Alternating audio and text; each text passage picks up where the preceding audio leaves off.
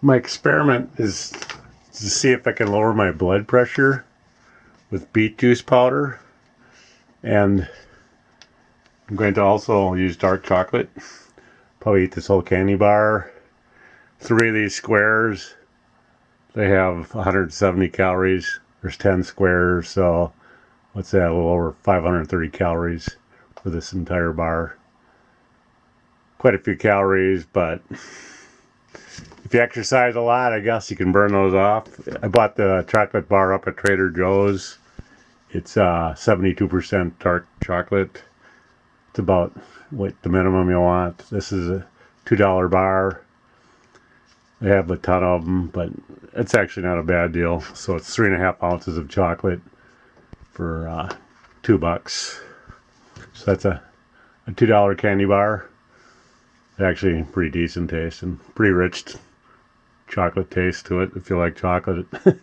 But yeah, this is dark chocolate's supposed to help lower blood pressure as well as beet juice. So I'll do the shotgun approach. And this beet juice powder, I bought this bag. This bag was $26 with shipping. It's a 1 pound bag or 454 grams. And I'm going to go ahead and make about a 20 gram serving. So 20 grams, that's about a dollar's worth. So the whole experiment here, before I run up to Cub and check my blood pressure on their blood pressure machine up there, will be about $3 worth of ingredients with the beet powder juice and the candy bar. And this probably has, what do they say here, per serving? I'm not sure the calories, but it's probably less than a couple hundred, so not that bad. So I'll go ahead and scoop out about 20 grams of this beet juice powder out of this bag. That's slightly over a heaping tablespoon. And as far as I can tell, I've tried this a number of times already. I don't really get any gastric distress of any type, so it's not something that's going to make you run to the bathroom or give you gas or anything like that. It's actually quite good tasting. So go ahead and keep going here until I get up to... Well, come on, thing, move. All right, there we go. So I don't know, it's probably a tablespoon, heaping tablespoon, and another half a tablespoon. I'll go ahead and put in this 12-ounce glass of water here. Well, this was the serving spoon that came with it, so the approximate equivalent to what I just did, tablespoon and a half, heaping tablespoon and a half. Probably about 4 of these. So this is about $1 worth of ingredients. And I've actually seen this. I actually just purchased some for $16 for a pound, so substantially less. So that's probably what, 60 or 70 cents for a glass instead of $1, something like that. Anyways, so you do have to stir the stuff pretty good. And like I said, I've experimented a little bit with this. I don't get any gastric disturbance, no rush to the bathroom, no gas. It actually tastes pretty decent. I like beet juice. It's even better. So go ahead and drink this. That's my 20 grams of beet juice powder and 12 ounces of water. I'm going to eat the whole candy bar just to, do the old shotgun approach here and just hammer it and see if I can get my blood pressure lowered. Currently it's at about 100 and let's just say 150 over 100. So, and most of this, the beet juice and candy bar, they're going to push the systolic end down, blood pressure. They don't really affect the lower end that much, the diastolic.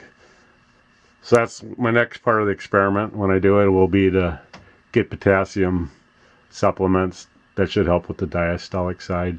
That should lower the diastolic side significantly. Potassium glutamate tablets, I believe that's how that's pronounced. That's what I'm going to take.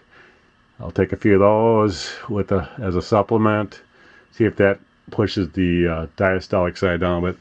So this this stuff, the candy bar and the beet juice, that should help with the systolic side. See if I can get my blood pressure lowered. So I'm going to wait 4 hours after I ingest this candy bar and drink this 20 grams of beet juice powder.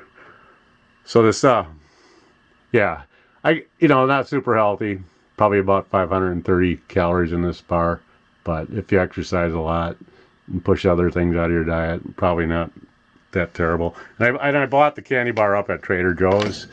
That was for about $2 for a 3.5 ounce bar. So, like I said, the whole experiment's about a $3 experiment here.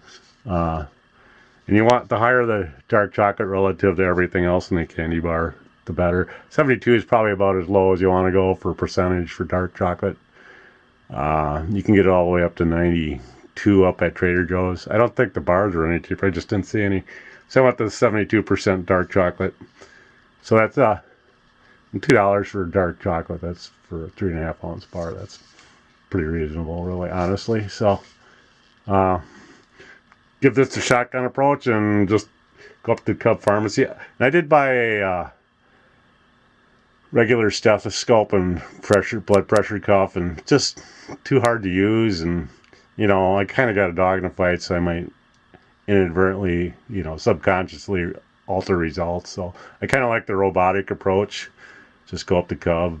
There's an automated machine. It doesn't have a dog in a fight. It'll just take your blood pressure and give it to you, and doesn't care what results you get. It'll just throw them out at you. So that's the idea. And I live so close to a Cub Pharmacy that it's pretty easy to just run up there. And I actually thought I was going to do myself a favor, spend $20 on a stethoscope and the blood pressure cuff. And yeah, it's just a major hassle pain, and I'm sure I'm not reading it right. And they say over 70% of home blood pressure readings are erroneous, so that's not good. So might as well just, if I were out in the sticks somewhere, I didn't live so close to a Club Pharmacy with their blood pressure machine. Yeah, probably out of necessity, something you have to check your blood pressure with. But anyways, so that's the experiment. Now I'm going to wait 4 hours because this will peak in about 4 hours.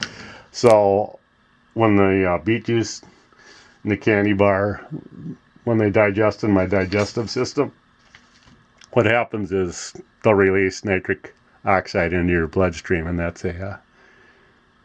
that'll moderate your blood vessel pressure. So hopefully my systolic will drop. Like I say, the beet juice and the candy bar, they work on the systolic side. They don't do much for the diastolic, and so I'll get my when I get my potassium glutamate tablets, I'll see if I can push the diastolic side down. That'll be the next part of the experiment.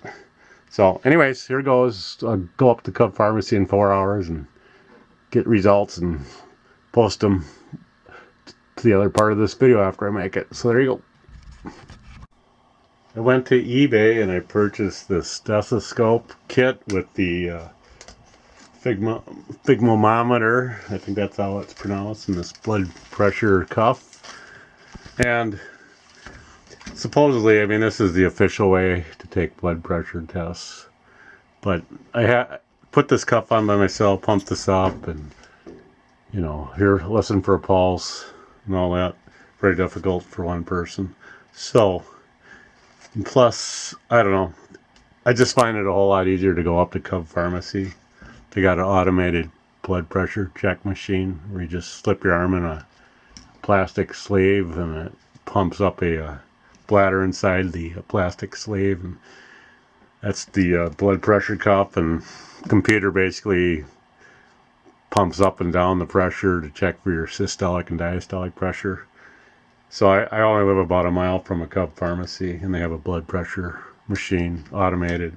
Much easier to use than this. If I lived in the middle of nowhere, I would, this is probably the way you're going to have to go. And like I say, this is the actual official way. This is what doctors would have to measure your blood pressure with for official results. But Yeah, probably a waste of 20 bucks. I don't know how much I'll use this if ever, but I do have it. And if I, for some reason, move to a log cabin in the middle of a forest and I'm all set. But I like the convenience of a automated machine. So this. I'm gonna leave this sit. The other problem is also, I mean, if you're trying to subconsciously, you might push results or blood pressures to more favorable or less favorable, depending on your attitude to what. So this doesn't have the automated machine up at Cub does not have a dog in the fight. It'll just throw out a reading at you, regardless of if you want something to work, your experiment to work or not work. And just let me say on this experiment, this is an experiment for me.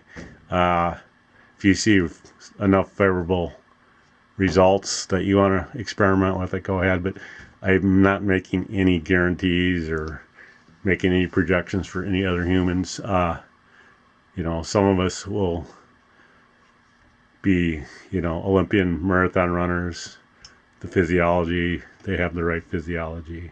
So everybody's physiology is different. I'll never be a, you know, a marathon runner, let alone an Olympian. So don't, you can't really do a straight up extrapolation to the next person. So you'll have to experiment. So if I got favorable results, doesn't mean you'll get favorable results. And again, all stuff you should be doing in consultation with a regular real doctor. So that's yeah. So I don't want to, you know, say this is a miracle cure or will be a miracle cure or anything like that. So if something works favorable for me, it doesn't mean it'll work for you favorably. So that's why you'd have to experiment on your own.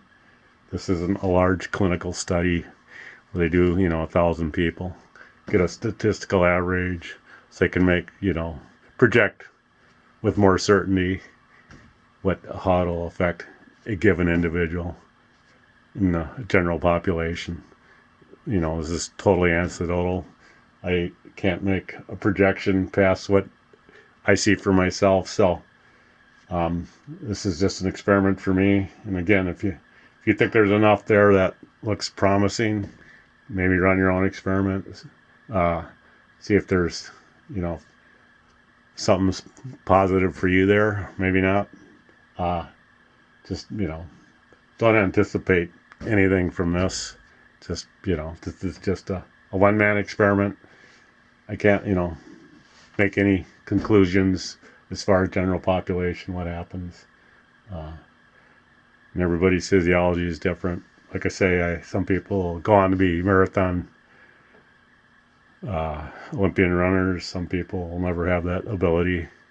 So everybody's different. So there you go. No, this is just a disclaimer. I don't want any trouble with anybody. Just if you want to run your experiment, this is my experiment. This is, you know, I'll make it public. If you want to make your experiment public, that's cool too.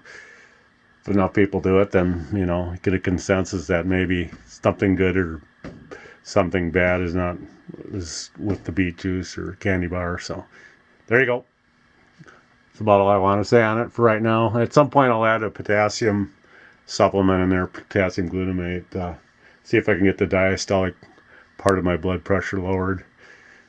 Because the beet juice powder and the candy bar dark chocolate, that's going to push back the systolic side more than the diastolic. So I expect a drop in the systolic blood pressure from those two components, those two fat foods. So hopefully I can get the diastolic lower. My systolic's 150, the systolic's 100, which is, again, that's high. 90 or below, that's good. So I'm hoping to push it down below 90, my diastolic. But that's where I'll add in the potassium supplements. See if I get the diastolic lowered. Okay, I'm done. I said enough, I guess.